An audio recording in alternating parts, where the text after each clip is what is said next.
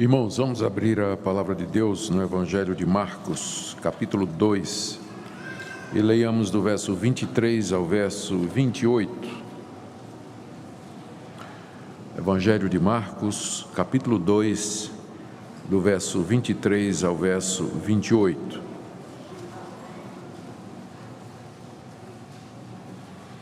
O que nós vamos ler aqui também está registrado no Evangelho de Mateus, lá no capítulo 12, de 1 a 8, e no Evangelho de Lucas, capítulo 6, de 1 a 5.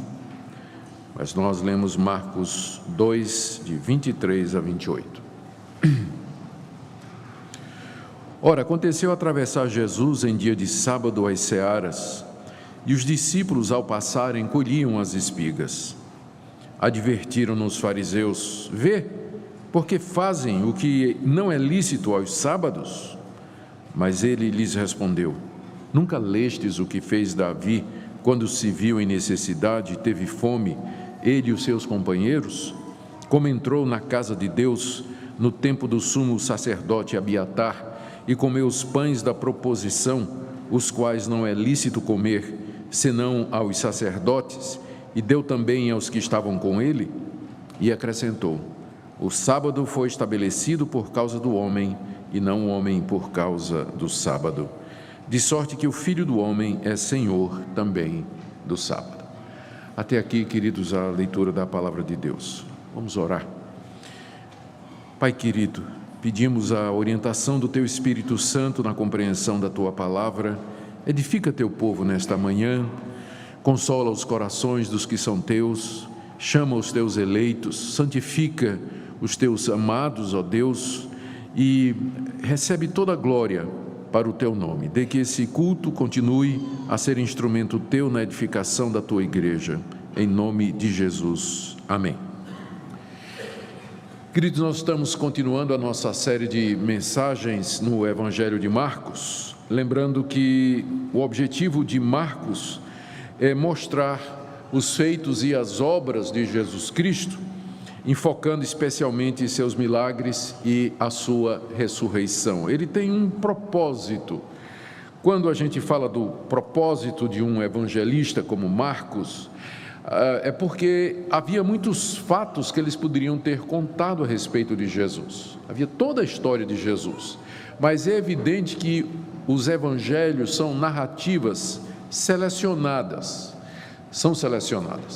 E, por exemplo, João não conta nada do nascimento de Jesus, quem conta é Mateus e Lucas. Marcos também não fala nada sobre o nascimento de Jesus, apenas começa o seu evangelho apresentando Jesus em plena atividade aos 30 e poucos anos. Ou seja, os evangelistas selecionaram os fatos acontecidos com Jesus com um objetivo que eles tinham em mente. Isso nos lembra que os evangelhos, eles não são biografias no sentido moderno, mas eles são o contar da história de Jesus de uma perspectiva teológica, de uma intenção.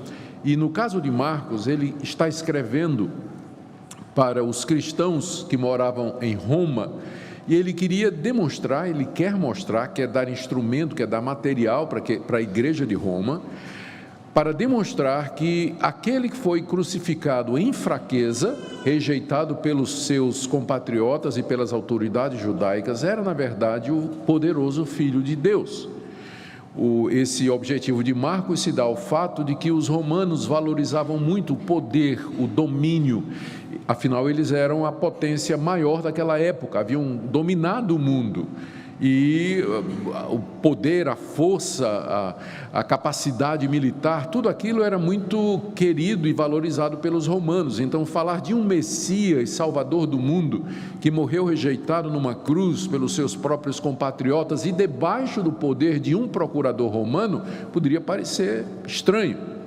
Mas então Marcos mostra que aquela fraqueza, ela era resultado do plano de Deus, pelo qual ele salvaria o mundo, e que aquele carpinteiro judeu pendurado numa cruz, morto pelo procurador Pôncio Pilatos, na verdade era o poderoso Filho de Deus, que se esvaziou e morreu na cruz para salvar pecadores.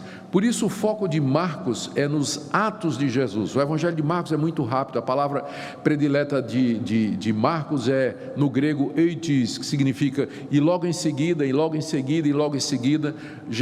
O Jesus de Marcos está sempre em movimento, ele nunca está parado, ele sempre está fazendo uma coisa, em seguida foi, em seguida disse, em seguida estava e assim por diante. Porque o objetivo é o foco nas ações de Jesus, nas atitudes de Jesus, para mostrar através delas quem de fato ele era. Por isso que Marcos começa o seu evangelho destacando os fatos que mostram a autoridade de Jesus como Filho de Deus. Ele narra o batismo de Jesus, o momento em que o Espírito Santo desce sobre Jesus e a voz do céu diz: "Esse é o meu Filho amado, em quem me comprazo".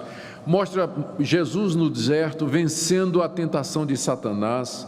Mostra Jesus chamando homens para serem seus discípulos: "Vinde após mim, eu vos farei pescadores de homens", e os homens imediatamente deixaram as redes e o seguiram. Ele mostra Jesus passando de aldeia em aldeia lá na Galileia, expelindo demônios e curando doentes e leprosos. E aquele momento em que Jesus, na cidade de Cafarnaum, perdoa, não somente cura um paralítico, mas perdoa os pecados do paralítico, e com isso Jesus dá início a um conflito com os líderes judaicos que perguntam: quem é esse para perdoar pecados? Porque só quem pode perdoar pecados é Deus, não é? Por que ele está perdoando pecados? E aí essa tensão entre Jesus e os escribas e fariseus, que eram os líderes da religião daquela época, começa a escalar, começa a aumentar. Daqui para frente o conflito só vai aumentando até terminar em Jerusalém, quando esses líderes entregam Jesus à morte, acusado de blasfêmia. Eles vão questionar, depois que Jesus cura o paralítico, tendo perdoado os seus pecados, eles questionam a autoridade de Jesus para perdoar pecados. Depois, quando Jesus entra na casa de Mateus, um publicano, e senta com Mateus e outros publicanos e pecadores à mesa, eles vão questionar Jesus: por que é que ele está comendo? Se ele é de Deus, se ele é santo, por que é que ele está comendo com os pecadores e publicanos? E agora, no texto que nós lemos, nós encontramos estes fariseus questionando Jesus por que é que os discípulos dele estavam quebrando espigas e comendo essas espigas em dia de sábado.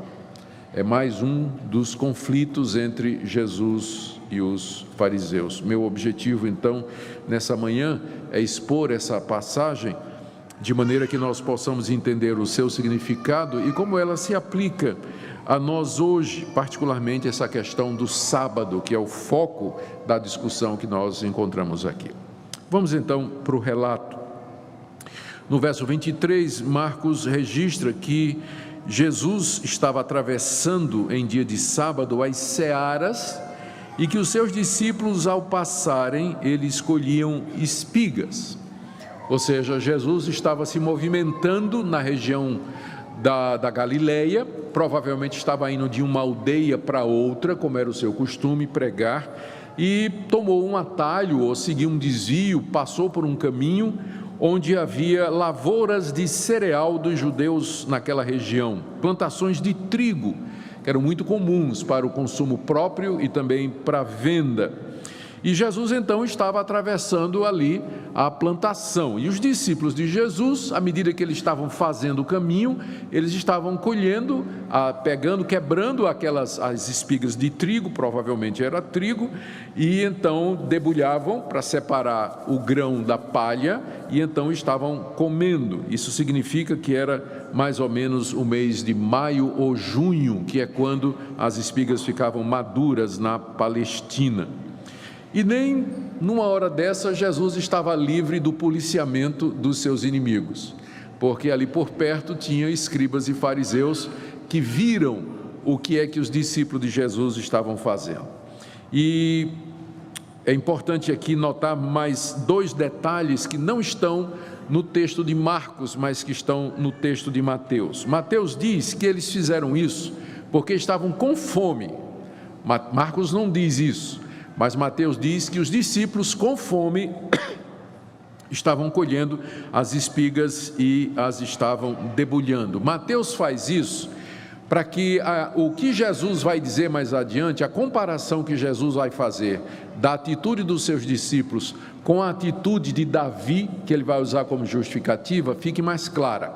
Davi vai comer os pães que não podia comer, porque estava com fome, e os discípulos de Jesus estavam colhendo espigas em dia de sábado, também porque estavam com fome. Mateus acrescenta esse detalhe da fome, e também para dar um motivo urgente deles estarem fazendo aquilo no sábado, eles estavam em necessidade, e também para mostrar que Jesus não fazia milagre em vão, porque Jesus era capaz de multiplicar pães, mas os discípulos tinham que colher espigas e comer. Jesus não desperdiçava o poder dele fazendo milagres bobos, não é?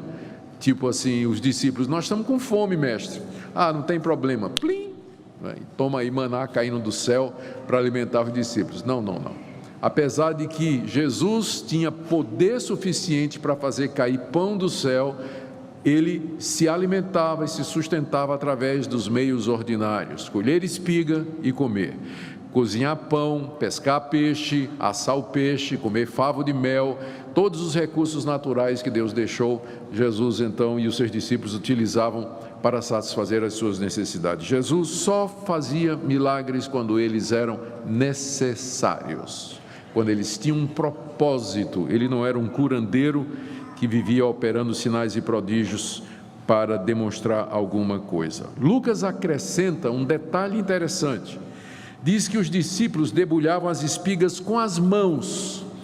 Isso porque na lei de Moisés, lá em Deuteronômio 23, 25, dizia que era permitido ao judeu, se passasse no campo de um outro judeu, um campo de trigo, e encontrasse espigas, ele podia colher com a mão, não podia meter a foice. Não é, porque aí significaria já roubo, não é? Você está colhendo o campo de outro. Mas se você passasse no campo de um judeu, um campo de trigo, e você colhesse com as mãos só, então aquilo era permitido, não tinha problema. Então Lucas acrescenta esse detalhe, que os discípulos estavam colhendo com as mãos o trigo, não é? Já para como que diz assim, que a implicância dos fariseus era desnecessária, porque os discípulos não estavam fazendo absolutamente nada errado ao colher aquele trigo com as mãos e comer. Mas para os fariseus, que costumavam engolir o camelo e coar o mosquito, não é? Ali tinha mais uma razão para eles condenarem Jesus. O verso 24 diz que os fariseus, vendo isso, advertiram Jesus: olha, Jesus, o que é que teus discípulos estão fazendo? Por que eles fazem o que não é permitido fazer no sábado? Por que eles fazem isso que não é lícito fazer? A acusação agora era que Jesus estava quebrando o quarto mandamento. Quarto mandamento, nós encontramos lá em Êxodo capítulo 20, a partir do verso 8, diz o seguinte: lembra-te do dia de sábado para o santificar. 6 dias trabalharás e farás toda a tua obra, mas o 7º dia é o sábado do Senhor teu Deus. Não farás nenhum trabalho, nem tu, nem teu filho, nem tua filha, nem o teu servo, nem a tua serva, nem o teu animal, nem o forasteiro das tuas portas para dentro. Porque em 6 dias fez o Senhor os céus, a terra, o mar e tudo o que neles há, e ao 7º dia descansou. Por isso o Senhor abençoou o dia de sábado e o santificou. De fato, o quarto mandamento proibia trabalhar no dia 7º. O judeu devia trabalhar 6 dias e descansar no 7º dia. Os fariseus então acusaram Jesus de estar quebrando ou permitindo que os seus discípulos quebrassem aquele mandamento. Os fariseus tinham elaborado uma lista de 39 tipos de trabalho que quebravam o sábado. E colher espigas era o número 3. Colher espigas era o número 3. A pergunta é: como é que a gente quebra? O que é que eu posso fazer no sábado? Porque é muito geral o mandamento, né? Não farás nenhum trabalho. Cozinhar no sábado era pecado? É trabalho cozinhar no sábado? E caminhar no sábado é pecado? Os fariseus estabeleceram 1 milha. Se você andar 1 milha, então não é pecado. Se você andar 1,5 milhas, aí é pecado. Então eles tinham uma lista de 39 coisas que não podia fazer no sábado. E a terceira coisa dessa lista, que aparece no Talmud, que é um documento do século III, provavelmente refletindo o costume já na época de Jesus, na lista do Talmud, em terceiro lugar vinha você colher espigas no dia de sábado. Era essa a interpretação que eles tinham dado para a lei de Moisés. Ou seja, é verdade que lá em Êxodo 34, 21, está dito assim: 6 dias trabalharás, mas ao 7º dia descansarás, quer na aradura, quer na cega, que é na colheita. Só que esse mandamento está dizendo que o judeu não podia, no sábado, ele pegar os seus trabalhadores, ir para o campo e fazer a colheita, trabalhar o dia todo colhendo. Para os judeus, para os fariseus, você passar no campo e colher uma mão de trigo com fome era pecado. Isso não podia fazer. E por isso eles estavam atacando Jesus pela quebra do sábado. A resposta de Jesus está aí do verso 25 até o verso 27. A resposta tem 2 partes. Primeiro, Jesus se justifica, apelando para um exemplo do Antigo Testamento. E segundo, ele estabelece 2 conclusões. Então vamos ver como é que Jesus se justifica diante dos fariseus. Ele diz no verso 25 em diante: respondeu Jesus: nunca lestes o que fez Davi quando se viu em necessidade e teve fome, ele e os seus companheiros, como entrou na casa de Deus no tempo do sumo sacerdote Abiatar e comeu os pães da proposição, os quais não é lícito comer, senão aos sacerdotes, e deu também aos que estavam com ele? Resposta um pouquinho complicada e nós vamos descomplicar. O que aconteceu? Na lei de Moisés havia a determinação de que no primeiro dia da semana havia determinação de que o judeu, logo de manhã cedo, os sacerdotes, eles preparavam 12 pães que simbolizavam as 12 tribos de Israel, com uma receita especial. Está lá no livro de Levítico. Os sacerdotes preparavam aquele pão, e aquele pão era chamado pão da proposição ou pão da presença, que indicava a presença de Deus com o seu povo.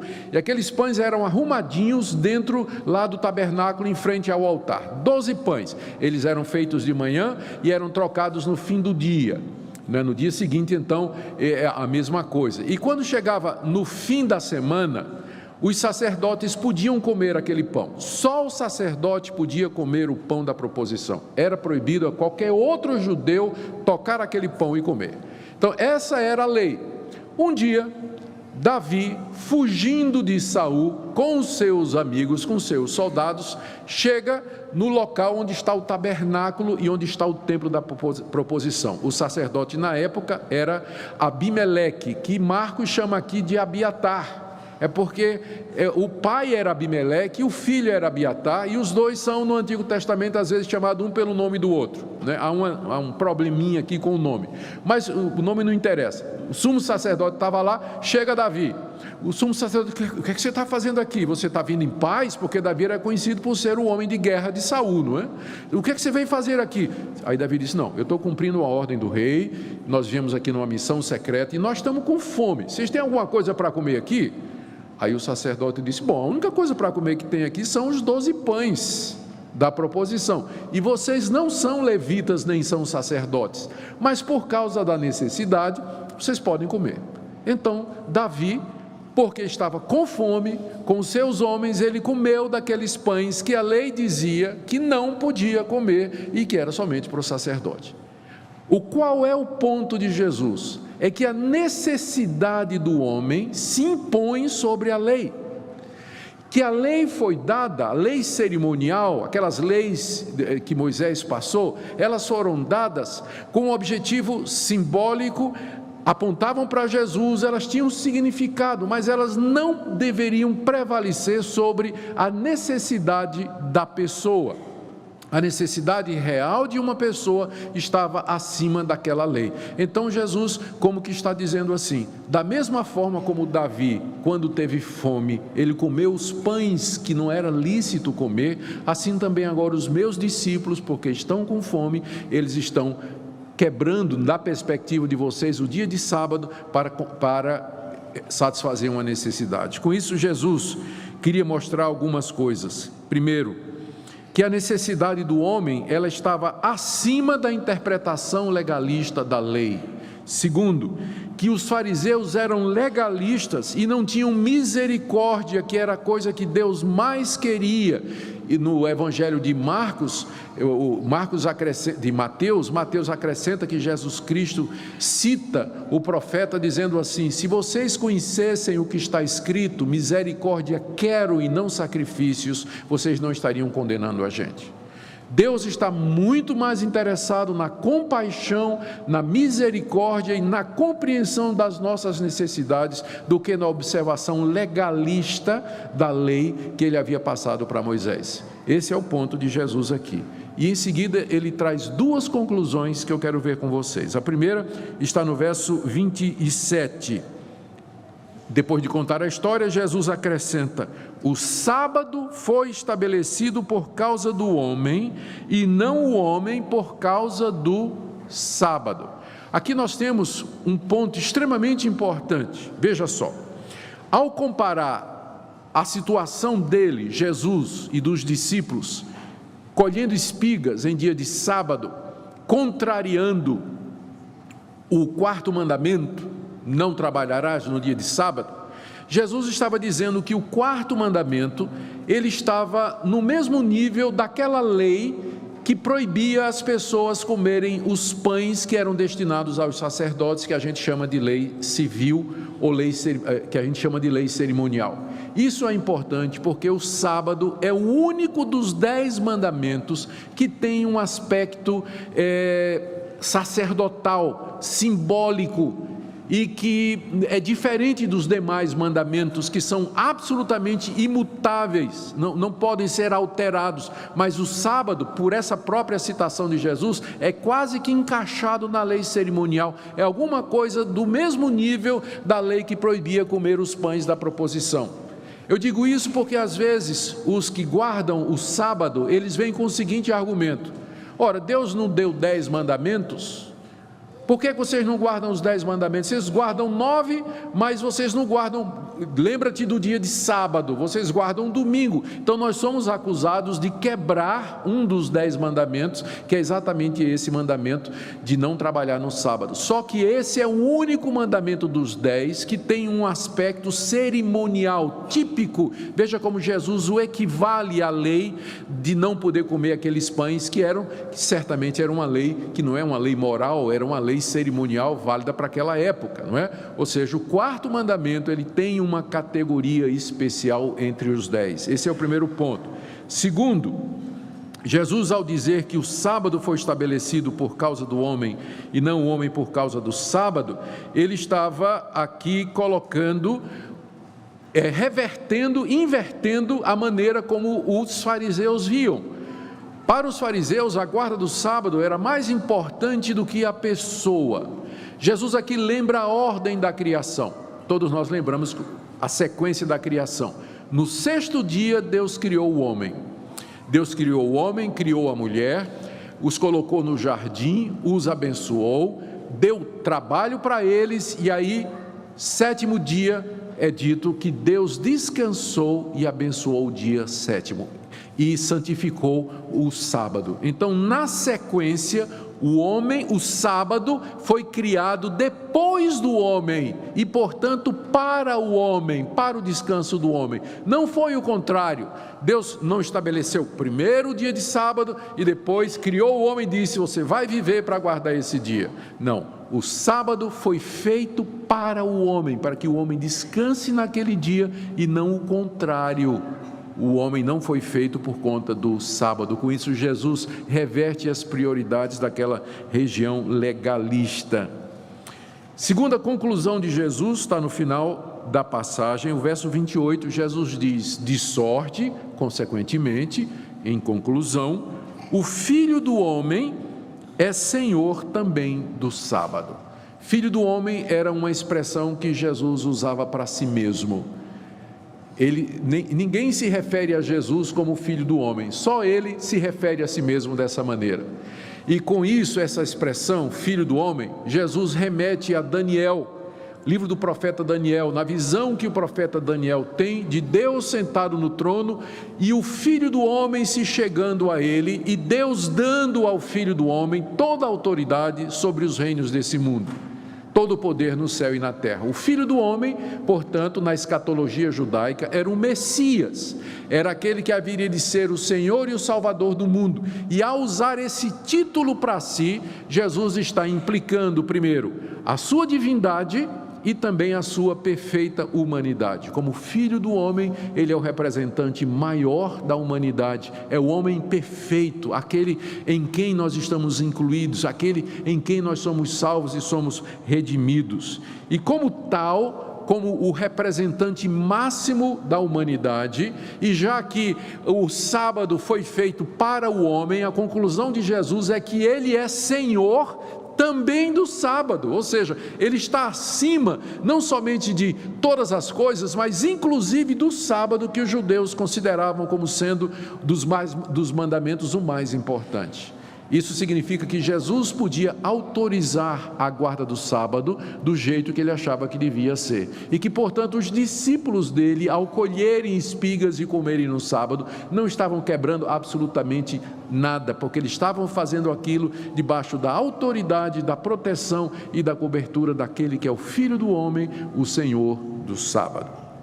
Gente, o que nós podemos aprender dessa passagem tão cheia de citação do Antigo Testamento, e a perspectiva judaica parece que é uma briga religiosa que não tem importância? Ao contrário, aqui nós encontramos pontos muito importantes. O primeiro deles, sem dúvida, é que o nosso Senhor, que Jesus Cristo é o nosso Salvador, Ele é o Filho do Homem, Ele é plenamente Deus, Ele é plenamente homem, Ele é o representante perfeito da humanidade, e como tal, Ele está acima da lei de Moisés e da interpretação dela dada pelos fariseus, sendo Ele inclusive o Senhor do sábado.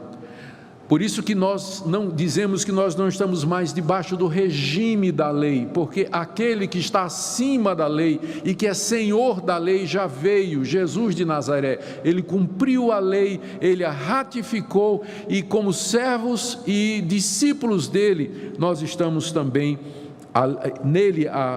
O mandamento da lei, o requerimento da lei se cumpre em nós.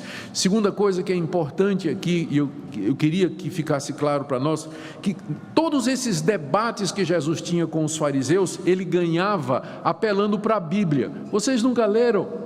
Vocês são mestres da lei, vocês têm as escrituras, vocês nunca leram, vocês não lembram o que é que Davi fez quando teve fome? Como a necessidade dele era maior do que a lei cerimonial? Jesus sempre estava apelando para as Escrituras para vencer os debates com os fariseus ou justificar as suas ações, o que nos ensina alguma coisa muito importante, não é verdade? Como nós precisamos nos lembrar da Bíblia, como nós precisamos conhecer a Bíblia e usá-la da maneira apropriada. Com frequência o cristão está no meio de situações em que ele não sabe o que fazer, não sabe como justificar, não sabe que caminho seguir. É nessas horas que uma mente cheia da palavra de Deus ajuda. Você teria se lembrado desse episódio se tivesse sido questionado que estava fazendo alguma coisa errada no sábado? Mas Jesus, vocês nunca leram o que é que aconteceu lá com Davi? Ele tinha a Bíblia na cabeça, e ele citava, ele usava, ele aplicava a Bíblia para justificar as suas ações. Por isso que nós enfatizamos a necessidade de estudar a palavra de Deus, de conhecer a palavra de Deus, e mais do que isso, de viver por essa palavra e procurar base nessa palavra para tudo o que nós fazemos na vida. Terceira coisa que nós podemos aprender desse episódio é que aquele entendimento farisaico da lei na época de Jesus estava completamente errado. O pensamento judaico daquela época era legalista, entendia que o homem era salvo pela observância minuciosa de todos os detalhes da lei de Moisés e das outras leis complementares que foram adicionadas pelos rabinos. Eles colocavam esse cumprimento acima, inclusive da misericórdia e do amor. Não tinham compaixão para com quem não vivesse de acordo com aquelas normas, e foi isso que ao final os levou a rejeitar Jesus e pedir a sua morte aos romanos. Quarto lugar, aqui você tem uma das justificativas que foram usadas pelos primeiros cristãos para não guardar mais o sábado. Já no primeiro século, os cristãos passaram a considerar o primeiro dia da semana, o domingo, como sendo o cumprimento do quarto mandamento. Por quê? Primeiro, porque Jesus disse que ele é maior do que o sábado e que ele está acima do sábado. E segundo, porque ele ressuscitou no primeiro dia. Ora, qual é o dia do Senhor? É o dia da sua ressurreição. Logo, o domingo substitui o sábado na nova dispensação, porque Cristo é Senhor do sábado e o dia de Cristo é o dia da sua ressurreição. Então, já no primeiro século, os cristãos observavam o dia de domingo como sendo a observância correta do sábado. Nós não entendemos que estamos quebrando o quarto mandamento quando a gente descansa e observa o domingo. Nós entendemos que nós estamos dando real cumprimento do sábado. O sábado apontava para a ressurreição de Jesus. É o descanso do Senhor Jesus, no qual nós encontramos o descanso eterno também. Por isso que os apóstolos, desde cedo, nos seus livros, eles olhavam para o sábado como sendo coisa passada. Por exemplo, em Gálatas capítulo 4, verso 10, Paulo escreve para os moradores daquela região que eram crentes, dizendo assim, não é?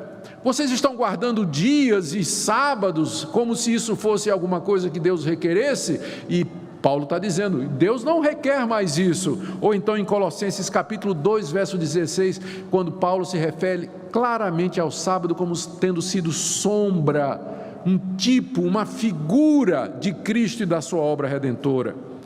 Cedo nós encontramos a evidência de que os cristãos se reuniam no primeiro dia da semana para cultuar a Deus e para ter comunhão com os irmãos. Eu não trouxe, eu devia ter trazido, há um registro aqui de um historiador romano, eu não sei se é Suetônio, quem é que é, mas ele dizia que os cristãos, ele é do século I, e o Suetônio, se é ele diz que ele era crítico dos cristãos, não é? E estava dando um relatório a respeito daquela seita que estava crescendo pelo império todo, e dizia que esses cristãos acordavam no domingo de manhã cedo para entoar um hino a Cristo como se fosse Deus.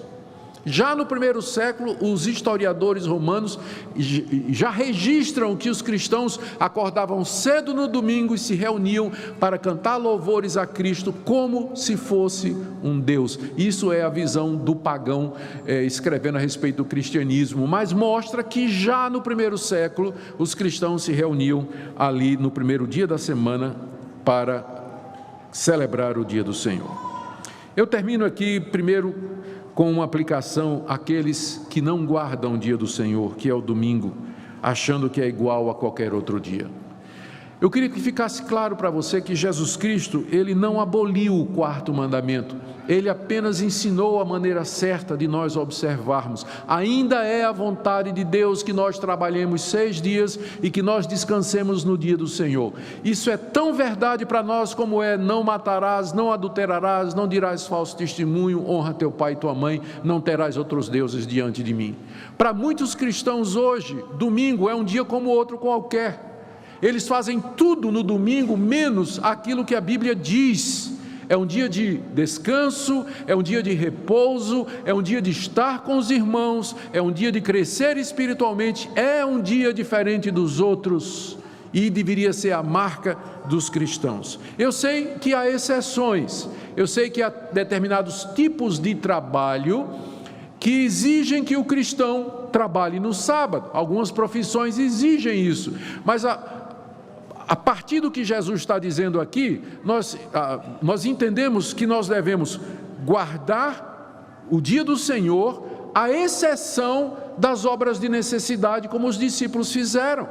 Então, se no dia do Senhor, que é hoje, você tiver uma obra de necessidade, alguma coisa que você tem que fazer, que é importante fazer, que é necessária para a sua vida, pode fazer à vontade, como os discípulos que quebraram espigas no sábado, como Davi que comeu o pão da proposição.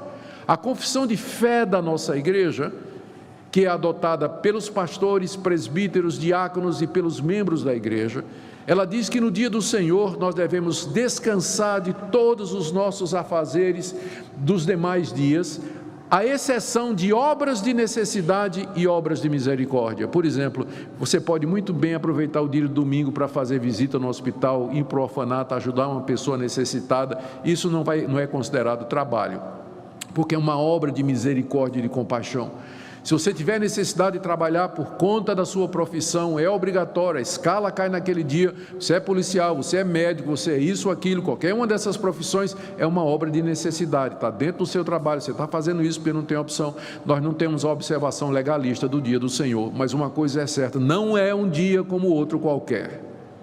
Jesus não aboliu o sábado, Ele apenas disse de que maneira o sábado deveria ser guardado. E nesse dia nós devíamos descansar, usar os meios para crescer espiritualmente, louvar e adorar o nosso Deus, participar dos cultos, praticar as disciplinas espirituais e fazer o que o nosso Mestre mandou. Que Ele nos ajude a fazer isso, porque como nós dissemos, isso faz parte da vontade de Deus para nós, tanto quanto não matarás. Que Ele nos ajude então a cumprir a sua vontade. Oremos. Ó Deus, te damos graças pelo teu Filho que veio ao mundo para ser o nosso Salvador, o Filho do homem, nosso representante, que está acima da lei, que está acima dos requerimentos, porque Ele os cumpriu e nele nós encontramos cumprimento também. Nós pedimos que o Senhor nos ajude a observar o teu dia, que seja um dia deleitoso, um dia de descanso, um dia de repouso, de comunhão contigo e com os irmãos, um dia de crescimento espiritual. Livra-nos do legalismo de um lado e da insensibilidade para com esse dia do outro, e nos ajuda a guardar a tua palavra com fidelidade. Em nome de Jesus. Amém.